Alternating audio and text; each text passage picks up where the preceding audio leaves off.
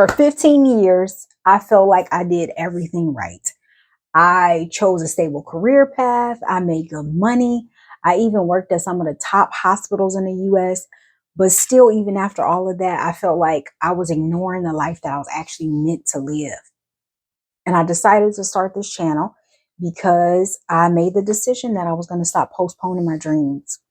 If you're in a season where you feel like you're ready to stop postponing your dreams and you actually want to live the life that you were meant to live, but you know you need to get your time together, you need to get your habits together, and you even need to get your space in alignment with that, this channel is for you. Come on in, have a seat. We're going to take this journey together. My name is Ashley, and I am a registered nurse actively building an interior design business. And my goal is to replace nursing.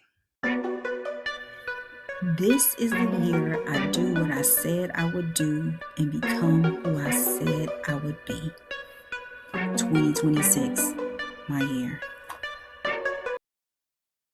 Okay, so to understand why this channel exists and why this season of my life matters and how we got here, we'll have to start a little bit some years back. I promise though, I won't tell you my whole life story. Back in my 10th grade year, I remember signing up for an elective for school, and it was interior design. And I was super excited. There was something in me just had this creative nudge and desire for interior design. Don't know where it came from, just was in me. And unfortunately, the class got canceled because they didn't have enough people to sign up for the class. So fast forward, this was desire was still there. 12th grade, I wrote a career summary that I still have, where I had two options. Option A was to become a nurse anesthetist, and option B was to become an interior designer. And it was in that order, basically because my grandmother was a nurse and she always was pushing me towards nursing. She felt like it was a good, safe option. And my mother agreed with her. So I kind of buried that creative desire, didn't even explore it. And I went with what my parents and my grandparents wanted me to do. So ended up going to university. All throughout college, I remember just watching HGTV religiously to the point where my roommates were tired of watching it. They were tired of me watching on our community TV. I ended up graduating from nursing school. I got a job, worked for many years, built a solid career.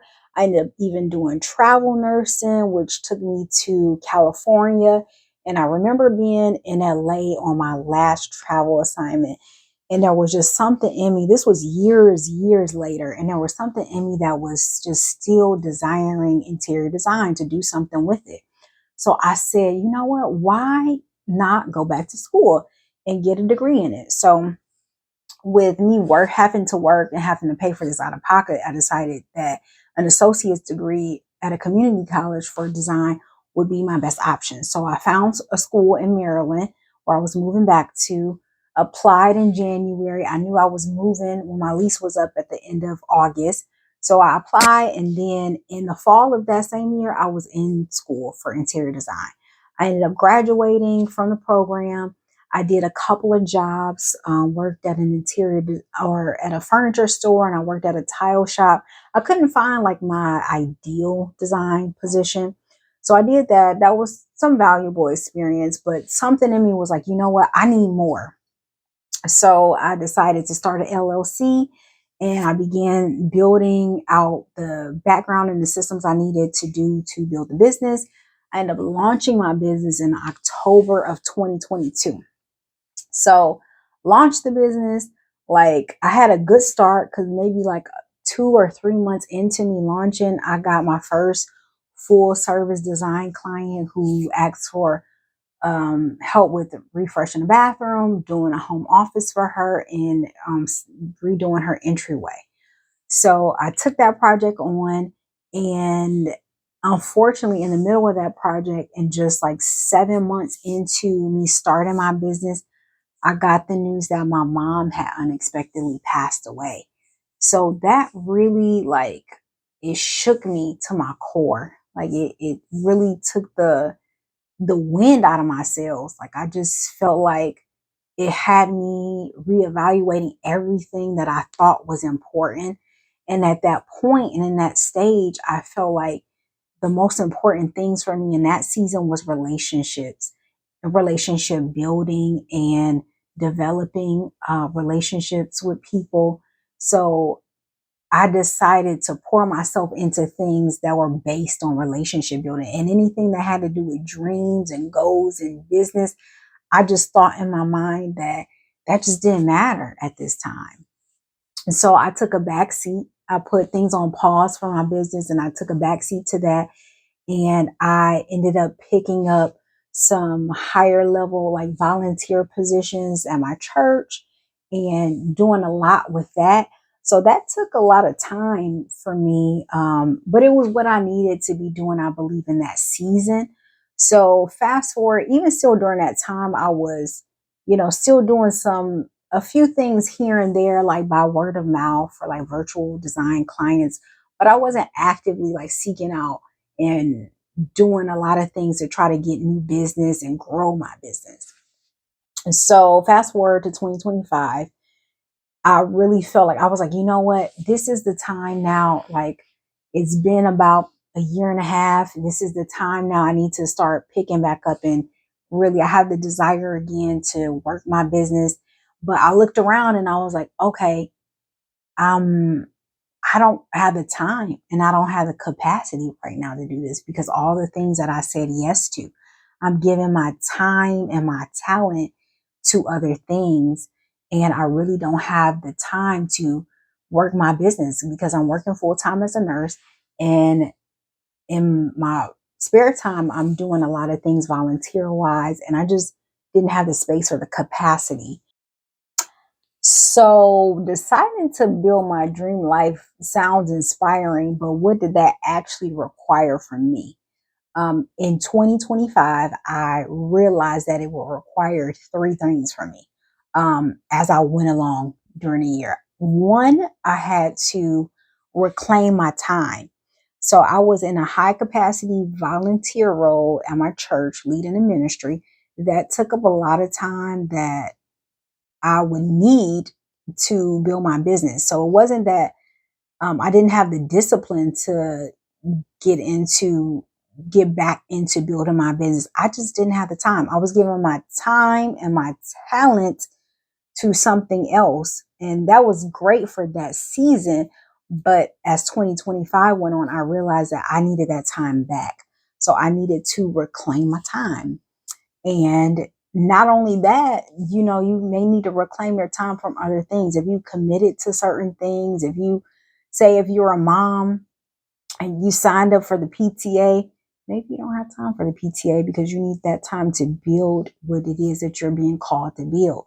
Or you are some kind of organization, maybe you volunteer in an organization, or you just committed to something that you can no longer give that time to. You need to learn how to kind of pull that back and decide what is actually going to be used to get you to the point where you want to be, and what is actually just kind of like white noise and not getting you towards your dream. So reclaim that time. And then the second thing that I needed to do was to establish better systems and routines in order to manage my time. So once you actually get that time back, it's just going to disappear if you don't establish systems and routines to manage that time and to manage your responsibilities. So I was already like a planning person, but I realized there were some holes that I had in the systems that I had to plan out my days. I needed to do something different in order to build this business because I was doing some things were working and then some things just weren't working. So I decided to put some different habits and some different routines in place in order to get where I needed to get. And I'm working those out. Side note, if you want to see a video about, the different systems and routines that I do now, I'd be happy to share that as well. And the third thing that I decided that I needed to do came from, actually, it wasn't my idea, but it came actually from a sermon that I heard from my pastor that he preached in the fall. And one of his points during the sermon was that you need to protect your yes. And he basically was talking about the concept of, like, every time you say yes to something, it's going to cost you, right? It's going to cost you something. It's going to cost you your time. So you need to really protect that yes and decide what is going to get your time in this season and what you need to say no to. And he really said that most things you need to probably say no to and really, really limit the yeses that you give. And I realized that because I'm like, I'm saying every time someone asks me, well, not every time, but a lot of times when people ask me, hey, do you want to go out and do this? Do you want to go to this place? Do you want to go out to eat? I'm saying yes. And I'm not considering, hey, do I have the budget to do that? Do I have the time budget to do that? Or in this season, maybe, yeah, I did have the time because I was focused on relationship building. But now I need to shift my focus to building my business. I still need to nurture relationships, but you need to find a balance between what it looks like to nurture your relationships, manage your responsibilities, and to also build that life that you want to build. So in this season, I'm saying no to more things because I know that I need that time in order um, to build my business. So every yes cost me something, and I had to decide what my dream was worth. And that's kind of where I shifted and moved into thinking about how I was going to plan out my goals for 2026. And I am loosely following the 12-week year. If you all haven't heard of that before, I'm sure many of you have. It's a book, a very popular book for good reason. It basically is the concept is that instead of looking at your goals like most people do in like annual thinking, you shift that and you say, what I thought I could accomplish in a year, I'm going to put that into 12-week sessions and 12-week blocks. And I'm going to try to focus on accomplishing, one or two goals within that 12-week block. So I'm going to put my all into these one or two goals during this time so I can get more done. And that really did help me. It helped change my mindset because a goal that I had that I was going to have for all of 2026, I realized that if I really dig in, I can get that accomplished in 12 weeks. So building systems, protecting my yes, and reclaiming my time isn't just life lessons, but it's really how I'm creating space in order to get more done in these 12-week blocks that I'm using during this time to accomplish my goals. So on this channel, I will be having a series called Building My Dream Life. And that will follow along with the behind the scenes of me building my business as I'm working a 9 to 5. And then I'll also be sharing some interior design content about like the behind the scenes of my projects, some tips, tricks, and trends in interior design. And then I'm very passionate about systems and routines and productivity. So I'll be sharing different things about how you can put those things in place in order to build whatever it is that you're trying to build, whether you're trying to build your dream body, trying to build your career, or you're also trying to build a business while I'm working a 9 to 5. I'll be sharing about that.